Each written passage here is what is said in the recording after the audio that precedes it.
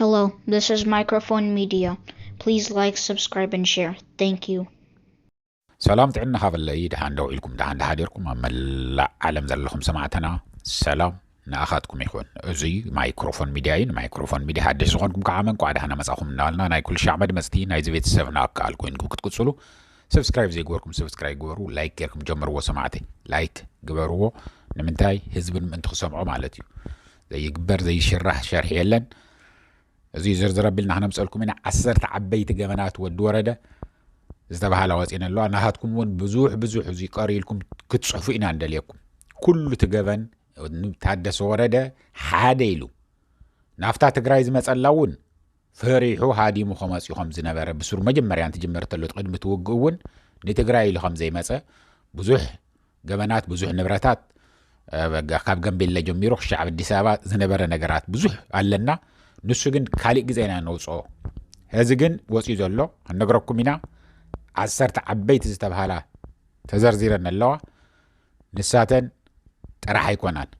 ننحدكم التستوسوا تذكروا حلافنتنا تقولوا ون كتوصينا عندليكم كتصحفوا إنا عندليكم مغنياتهم تتصحفوا ونحنا راح يكوننا ننبو كلهم يزنبوا امانهم اي تامانهم عود دبحوا واحد زلوتهم لعلوا اي بيروز حيزهم زلون تيقريه ام سراوي تግራይ ዘለውን እንታይ ቀረ ኣብ ግዜያዊ ምሕዳር ጀሚሩን ካብ በዓል ካብ ታደሰው ጀሚሩ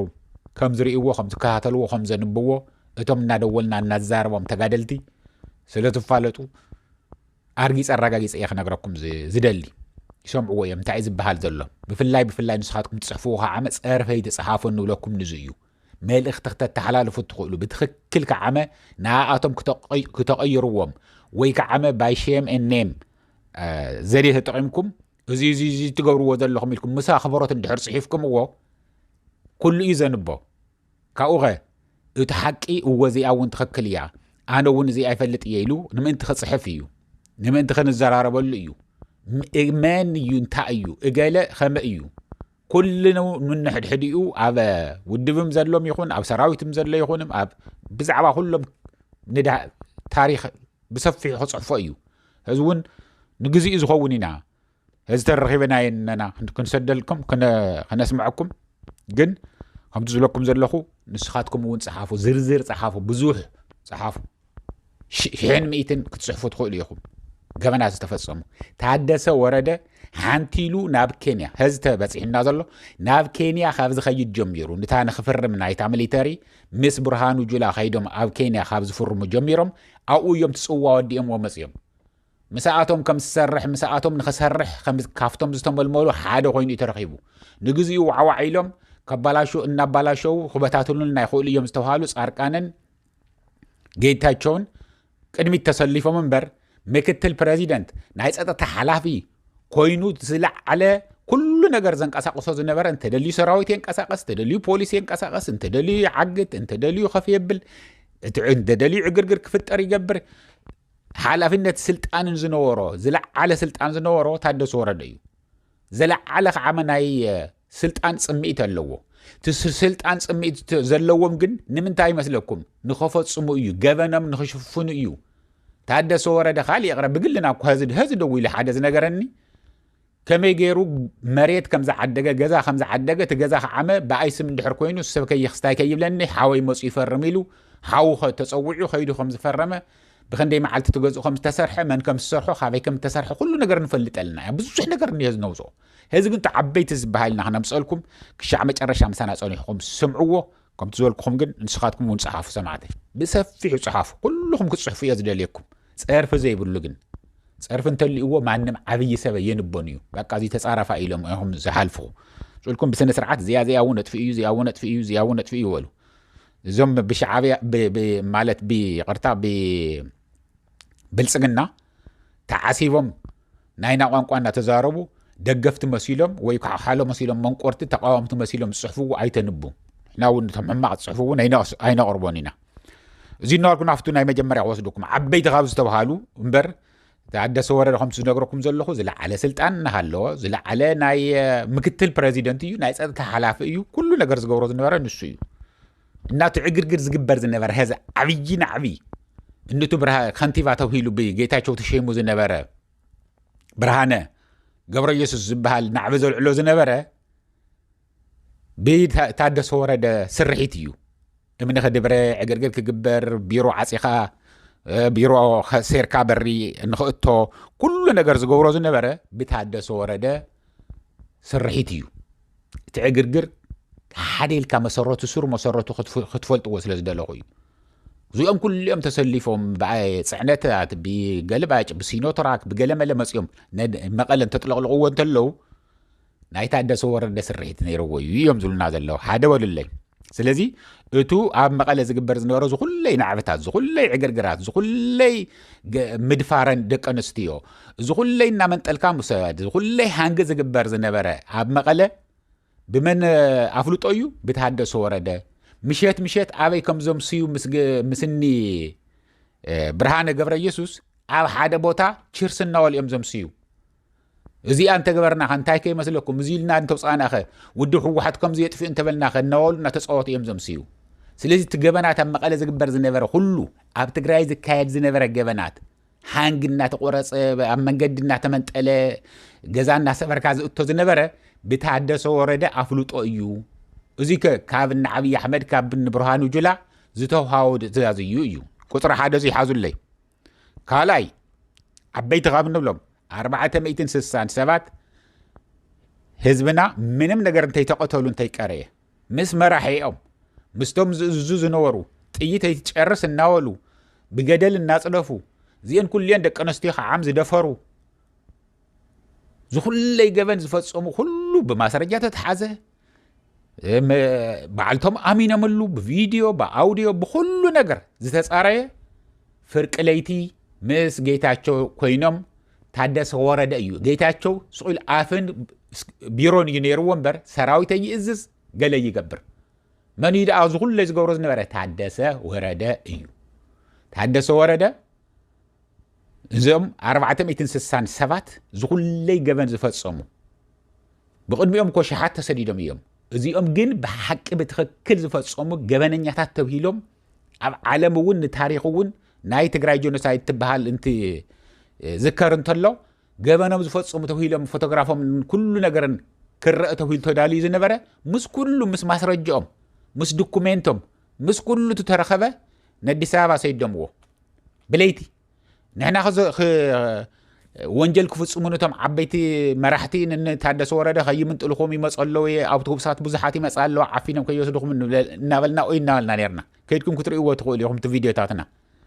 ተነጊሩና ይኸደ ኣለዉ ካብ ኣዲስ ኣበባ ኣውቶቡሳት ባዶ ይኸዳ ኣለዋ እንታይ እዚ ነገር እዚ ኢሎም ደው ኢሎምልና ማለት እዩ ግን ከ ኣብ ዓፋር ጫፍ ኣሕዲሮም ኣብኡ ክሻዕ ለይቲ ክሻዕ ፍርቂ ለይቲ ፅኒሖም ካብኡ ድሓር ፍርቂ ለይቲ ካብቶም ኣሲሩሉ ዝነበሩ ፅዒኖም ዝውሰደድዎም ካልኣይ ዓብይ ገበን ናይ ታደሰ ወረደ እዩ ሳልሳይ መርኣያ ገበን ዝኾነ ዝኩለይ ሓፂነ መፅን እዚአን ኩልየን ታንክ ዝተቃፀላ እዚ ኩለይ መኻይን ዝተቃፀለ እዚ ኩለይ ንሚዝየም ዝቕመጥ ዘለዓለም ንዝመፅእ ዘሎ ትውልዲ ንሓለፈ መምሃሮ ክኸውን ካብ ወፃእ ዝመፁ ቱሪስትታት እውን መፅኦም ንኽርእይዎ ክንደይ ዝኣክል ጀግንነት ክንደይ ዝኣክል ታሪክ ከም ዝተሰርሐ ከርእዩ ዝግብኦም ዝነበረ ሓፂነ መፅን ኩሉ ብዘይ ሓንቲ ነገር ንኸየርኢ ንኽስደድ ካብ ዝገበረት ዋና ንሱ እዩ ዘተሓባበረ ዘስርቕ ዘተሓባበር ኩሉ ነገር ዝገብር ብድሕሪት ዝገብር ዝነበረ እንታይ ከመይ ክስታይ ምስታይ እናበለ ማለት እዩ ስለዚ መርኣያ ገበን ዝኾኑ ኩሎም እውን ቶሎ ቶሎ እናባልኩ ክውድአልኩም ሰማዕተይ ዝሰደዶ ሳልሳይ ይበሉለይ ቱ ቁፅሩ ስቁል ሓደ 2 3 እንትብል ተለኹ ትዝለዓለ እዩ ማለት ኣይኮነን ቁፅሪ ሓደ ስለ ዝገበርናዮ ወይ ከዓ 10 እንብሎ ትዝተሓተ ማለት ኣይኮነን ግን ቶም ዓበይቲ እንብሎም ሓረናዮ ኢና ንነግረኩም ዘለና እቲ ራብዓይ ዘለኸ ዓመ ምስ ሕወሓት ንምፍራስ ንውድብ ሕወሓት ንምፍራስ ማለት እዩ ምስ ሕወሓት ቁርተይ ቂም ዘላቶም ፅልኢት ዘላቶም ወይ ዝተኸራኸሩ እንድሕር ተባሂሎም ይሾሞም ኣምፅኡ ዝሾሞም ሽሞት ሂቦም መማኸርቲ ይገብሮም ናይ ዲፓርትመንት ሓላፊ ይገብሮም ናይ ሓደ ነገር ይገብሮም ኩሎም ተመኡ ዝነበሩ በቃ ምስ ብልፅግና ዝሰርሑ ዝነበሩ እንተይቀረየ ሸይምዎም እዩ ታደሰ ወረደ ስለዚ እዚ እውን ዓብይ ገበን ህዝብና ብዘይ መራሒ ብዘይ ውድብ بزي زتعراريون زمرحن ودب نخقري عبي زخونه ناي حوحات ناي مفراس فتاو مسيلو صلاي او وشتي نغيتاچون صارقان وعيلم يزارو نساتو ازيغن خيفلطلو بسلاحتا نخفرس بزلع على خونه تسرح زنبره تادسو ورده እዩ ስለዚህ رابعاي نسو እዩ ሓምሻይ እቶም ኣብ ዓፋር ዝነው እናተሓባበረ ኩሉ ነገር ዝገብርዎ ዝነበሩ ይፈልጥ ነይሩ እዩ እቶም ዓፋር ዝኸዱ ከይኸዱ ከም ዘለው ኣጽዋር ካብ መኻዚኖ ክወስዱ ምዃኖም እዚ ኩለይ ዘይፈልጦ ታደሰ ወረደ ኣይነበረን ይዘራረብ ነይሩ እዩ ምስኣቶም ኮይኑ ይሰርሕ ህዝቡን ምስኣቶም ይሰርሕ ምስቶም ንብርሃኑ ጅላ ብልዓሊ ዘለውን ሪፖርት ዝቕርብ እንዳው ናይቶም ዓፋር ንሱ እዩ ነይሩ ታደሰ ወረደ እዩ እዮም ዝብሉና ዘለው ስለዚ ተማ ዓፋር ዘለውም ይኹን ውግእ ተገይሩ ብድሮን ተደብደብን ትድብደቡን ተለውም ይኹን እዚ ኩለይ ታደሰ ወረደ ዘይፈልጦ ነገር ኣይነበረን ዋላ ታድሮን እውን መጽያ ከም ትወቅዕ ይፈልጥ ነይሩ እዩ ድሮን ወቂዓ ዓመ ከይዝረብ ዝገበረ ንሚድያታት ተዛሪቡ በዓል ታደሰ ወረደ ከም ምዃኑ እዩ ተነጊርና ዘሎ ሻድሻይ ኣብ ጸለምቲ ተስታውሶ ናብ ጸለምቲ ኸይዱ ተባሂሎም ንዑ ተፈቂድልና እዩ ክትከደለኩም ኢሉ ኣተሓባቢሩ ይሰዶም ካብኡ ናብኡ ምስኣተው ዓመ ክውቅዑ ይገብሮም ካብኡ ኸ ኣብኡ ብዙሕ መስዋዕትነት ምስተኸፈለ ዓመ እንደገና ውፅ ኢልዎም ከም ዝተረፉ ንኽባላሸ ገይርዎ ምክንያቱም ተመኡ ዝነበሩ እናፈረሱ ቶም ናይ መከላከያ ምፍራስ ምስ ጀመሩ ኣረ እዚ ነገር እዚ ንሕና ሰራዊትና ይፈርሰሉ ይበተነሎ ውፁ ኢላ ዓብይ ኣሕመድ መዓልት ኣብዚኣ እናሃለኹም ናይ ዓብይ ኣሕመድን ናይ ታደሰ ወረደን እንተነኣሰ ሓደ ግዜ ብስልኪ ይዛረቡ እዮም ኣብ መዓልቲ እንተነኣሰ እየ ዝብለኩም ዘለኹ 3 ግዜ 4 ግዜ ክኸውን ይኽእል እቲ ናይ ጸለምቲ እናሃለወ ግን በብደቂቑ እዮም ዝደዋወሉ ነይሮም ስለዚ ከ ተይዋዓልካ እንታይ ሓደርካ ኣብ ውፁ በሎም እሺ ኣውፅይዎም ምክንያቱም ኣብ ኣዲስ ኣበባ መንበሪ ገዛ ክሰርሐሉ ቦታ ተውሂብዎ እዩ ስድርኡ መንበሪ ተውሂብዎን እዩ ዘይተገበረሉ ዘይተሰርሐሉ ነገር የለን ንሱ ብዝርዝር ካልእ ግዜ ኢና ንመፆ ስለዚ ናይ ጸለምቲ ኮነ ኢሉ ንኽባላሸ ዝገበሮ መስዋዕትነት ደመከልቢ ኣብኡ ኸይዶም ዝሞቱ ህዚ ምዕራብ ትግራይ ነፃ ሓራ ወፂኡ መሃለወ ብቆፂሉ ተዝኸውን ምዕራብ ትግራይ ከም ዘሎ ሓራ ወፂኡ መሃለወ ኣብ ምዕራብ ትግራይ ዝነው ኣርሚ ሰብዓውን ከይንቀሳቀሱ እዚኣ ከይትገብሩ በቃ ሰላም ጌርና ኩሉ ነገር ክንውድኦ ኢና ገለመለ እናበለ ክስታይ ምስታይ እናበለ ስልኩ እናዓፀወ ዝገብሮ ዝነበረ ንሱ ምዃኑ እዩ ተፈሊጡ ዘሎ ሻውዓይ ዓብይ ዓመ እንታይ እዩ እኒሄ ትእምት ንምፍራስ ትእምት ብዝለዓለ ኮነ ትሰርሐሉ ትእምት ንምፍራስ ታደሰ ወረደ ኢሎሞ ብውሽጢ ኮይኑ ቶም ካልኦት ዋዒሎም ዝዛረቡ ኢና ንርኢ ነርና ግን ኩሉ ሳሪሃ ማሪሃ እናገበረ ምስ ብልጽግና እናተዛረበ ምስ ንብርሃኑ ጁላ እናተዛረበ ምስ ዓብይ ኣሕመድ እናተደዋወለ ኩሉ ነገር ዋላ ባጀት እውን ትብሉ መድሓኒት እውን ትብሉ ነዳዲ እውን ትብሉ ኩሉ ነገር ናብ ትግራይ ንኸይመጽእ ዝገብሮ ዝነበረ ባዕሉ ታደሰ ወረደ ገወርዎ እናበለ እናማኸረ ንምንመን ዓብይ ኣሕመድ እናማኸረ እዩ ዘይመጽእ ነይሩ ምክንያቱም ከምዚ አንተ ገርኩም እያ እምበር እንድሕር ባጀት ሃልዩ እንድሕር እናሰርሐ ኮይኑ እንድሕር እናለምዐ ኮይኑ እቲ መንእሰይ ይወፅን ካብ ዓዲ መንእሰይ ንኽብተን እቲ ህዝቢ እውን ንኽማረር ንኽጠምም እውን ንኽሽገር እውን ክትገብሩ ትኽእሉ ባጀት እንተዓፂኹምና እዩ ኣነ ባጀት ዓፂና እንሄ ባጀት ክለቐቐልና ኢለ ብዙሕ ይዛረብን ግን ሓደ ግዜ ሕልፍ ኢለ ክዛረብ እየ ቅር ከም ዝበለን ንኽመስል እየ ንስኻትኩም ግን ከይትለቁ ኢሉ ኩሉ ነገር ትሽግር ዝንሄ ብትግራይ ብታደሰ ወረደ ኣፍልጦ ከም ዝተገብረ እዩ እዚ ነገር እዚኦም ኩሎም ንነገረኩም ዘለና ካብ በዓልቶም ካብቶም ብልጽግና እውን ዝወፀ እዩ ካብ በዓልቱ ካብ በዓሉ እውን ካብ ቶም ኣብ ትግራይ ዝነው ናይ ኣመራርሓታት ዝወፀ ኩሉ ነገር ኢና ንነገረኩም ዘለና ስለዚ እዚ ኩለይ ዝገብር ዝነበረ ታደሰ ወረደ ምዃኑ ናይ ትእምት ንምፍራስ ዝሰርሕ ዝነበረ እዚ እዩ ካልእ መበል ሻምናይ ቶሎ ናርክ ዝኸደልኩም ዘለኹ ሰማዕተይ ቲዲኤፍ ንምፍራስ ዘይገበሮ ነገር የለን እዚ ኩለይ ብመስዋዕትነት ጀጋኑ ብኸላሽ ተይቀረ ታንክታት እናረገጾም ዝማርኽዎ ኣጽዋራት ይመለስ ታዲኣ ክግበር ኮይኑ እዚ እንድሕር መሊስናዮ ምእንተ ሰላም ኢልና ክንመልሶ ኣለና መሊስናኸ كاود حارة سلام كركبينا بسلام خوينا خنا المعدة أخونا كن تدلينا خامة عين سؤنني نازنا جرزي بسلام دحر كوين النابل إن تسراويت إن توم بتحتي زلون إني عزت سراويت ميخون تسراويت ميخون بدي أرجيرو زبطنهم زنبرة تعدس ورد أيو تسفى نخورت توم حميمهم زنيه وتواجيهم زنيه وكله شجر ناتفتقروا من هاللو نساتهم كمنا غير رخبو مدحانيت كي يرخبو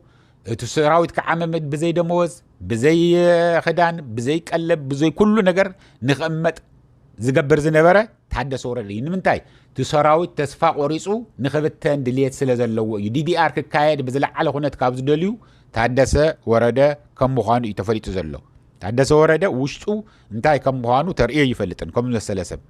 تسفى نخورص نهزبنا نسراويتنا زقبر زنبرة تاشعي كعامة سمعتي منع أسي تقراي كاب تقراي نخط أفويو من أسي تزيليو من أسي انت سبعاسا انت سماخ العد خيدو انت استقراي قديفو اندحرت أفيو تقراي كو سؤلا قوبون مريتن يزخون تسبب زنبر اللي اندحر زي اللي خوينو تقراي تبهال تاريخا ما يهلم كل منع ما يهلون هزب تقراي نمبتان كو يخاب قدم كابت انت خابنا هاي لسلاسي خابن من اللي كجمير كاب كسر راح زنبر زيو هزب تقراي بستفلال النقورسكا قالي إنه غندر قالي إنه والله قالي إنه طاليان هذا إرترا خوينو زنيه نقور أرسو زوز نور كونسيو هذا وين تعدى سورده بس لا على خنت ثم أنا أسي تماريرهم ناب كاب تقراي نخوصو نخخدو كل نجر زي ما شاشوز نورو راحين أوتوبوس بزي منهم سعنة النامسة كاب تقراي بزو حدا واقع سعينا توسدان تلوا ناب يخم تخدو يلو يزارب النير تعدى سورده تزغل لي عصوان كبان ون هزز تفطيرو زنيو كله تحدث ورده مسنا عبي احمد እና ተመኻኸረ ከም ምዃኑ እዩ ተፈይጥ ዘሎ ስለዚ መንእሰይ ትግራይ ካብ ትግራይ ጠፊኡ ትግራይ ብዘይ መንእሰይ ትግራይ ብዘይ ህዝባ ንኽትቀሪ እዩቱ ዓብይ ሸርሒ ዝገብርዎ ዝነበሩ ካብ ኩሉ ዝለዓለ ዓመንት ዓብይ ሸርሒ ዘይኮነሎም ኮይኑ ዘይተሳኽዐሉ ኮይኑ እዮም ቤታደሰ ወረደ እቶም ተማዛቢሎም ዝነው ናብ አዲስ አበባ ዝኸዱ ዝተወሰኑ እንግዲህ ካብ ምዕራብ ትግራይ ኣብ አዲስ አበባ ከይዶም እናለመኑም ሓደ ነገር እናሰርሑም ዝነብሩ ኣለው ህዚ ንግዚኡ ጽበይን ነው ከማኣቶም ናኣቶም ህዚ ኣብዚ እንሄ ዝሐሸኑ እናተባሃለ እቶም ኣብ ካምፕ ዘለው ኩሉ ዘለው ተማዛቢሎም ናብ ማእኸል ዓዲ ንኽኸዱ ኢተ ስርሒት ዝሰርሑሉ ነይሩ ብዝለዓለ ኩነት ካብ ዘስርሑ ዝነበሩ ዓመዚ ታደሰ ወረደ እዮም ዝብልና ዘለው ስለዚ እቱ ትግራይስ ብዘይ ተጋሩ ብዘይ መንእሰይ ብዘይ ስደተኛ ብዘይ ምንም ፍርቂ ትግራይ ሂብካ ትግራይ ትበሃል كم زي الله نمجبر كأوه بياو صدرون كيدم يوم نسوون تلعلو ناو نخيدي مالتي تعسرك عمه زربازيا هز تعسري لنا يننا خطو السوق يزنا لكم أنا شحن ميتن كالصحافي يزدلي نمنتاي كلهم كالصحفو كله صحيف كمصحف كقمدي كالصحفو كان صحفو اللي تقول لكم لازم تسأل تولدون ياونا أركايف سلزق قمت نصحفو له ريسيرش نخجبر له يقوم كتصحفو زدليكم زي الله سمعتي مجمريا انتم هززنو مرارحه دفيتن مغباريو ننا عالم لخ محبرسب مخنياتهم لما بتغرينيا نصحفو بسكند ادمي ني اي اي وديا تغيروا نبدل خي قانقا تغيروا سلازي صحافو بتغرينيا غيركم تزلو جن هزيتا لعلي حنت عباي كاوز خونت كعام ذا سلامينا ندليو تحدث ورده كل شيء أنت عايز بال ولا نشتيون أنت غير ناي سلام تليا سلام كم زي كل شيء ناي سلام يزبل قربا زي أنت سؤالون مريتنا حلفنا ينهبن قلمله زي أون كونيل كايا نسايلو خن تايبل بسلامنا غش عمج رشان قبره كله زل على عبي حدقة سلامنا ندلنا والكاز قبر زربا يو جزا خاص صراح غاية سعيرك استنن حدكم حسوه سعيركم جعيركم دخيمكم كاف تلقيهم تمرقيهم صراحهم واجزا أبقى دقهم النعوهم اللازم نوركم هذا قلبت زلوا سمسيو كاف تجزاهم وسيكم نسخاتكم برندة تحضروا تقولوا مصدقهم تقولوا وايهم تفتون يكون عنديو تقرأيكم أي جوران بمن بتأمر كم الناجبرة سلسة هاي عامة تقرأي شعه الزنية تاريخ تفلت زلا تقرأي نتعدى صورة دقن كمون خن كون يوم زدلنا زلوا معراب تقرأيون كبتن معراب تقرأيون بتوري رقم تهزن هي تم تمازابل تونز توصلنا نخمن لسو كاوخه حنتن تا سلطانون اتا انت سلطان دحر زي كوينا عامه اب اديس ابا تفوتياتلو اتا توهيوات زلا مريت اتو غزو اب اديس ابا زلو غزو كل ነገር حيزو نخنبر يتدليتو هذه نابنت ناب كاب اديس ابا نمقله مصيز ني مغلص نحنا نصبلنا اينا هذه مغلصي كنوصينا الى من ايام نمنتاي كم صبي زلو ما ينفلتن هذه زياره كرد نغوركوا موصيهم كون يخلو جنك ታደሰ ወረደ ህዝውን እንተኮነ ሰርሑ ይሰርሕ ዘሎ ናብ መቀለ እንትመጽ እንተለውን ሆምወርክ ተውሂው ናይ ገዛ ዕየት ተውሂው እዚ መጽ ዝንዮ እንታይ ከም ምዃኑ ግን ክርየና ነዚ እዚ እናበልኩ ንስኻትኩም ኩልኩም ክጽሕፉ የዝደልየኩም ክሻዕ ዝቕጽል ግዜ ሰላም ደሓኑ ዓል ደሓን ሕደሩ ቻው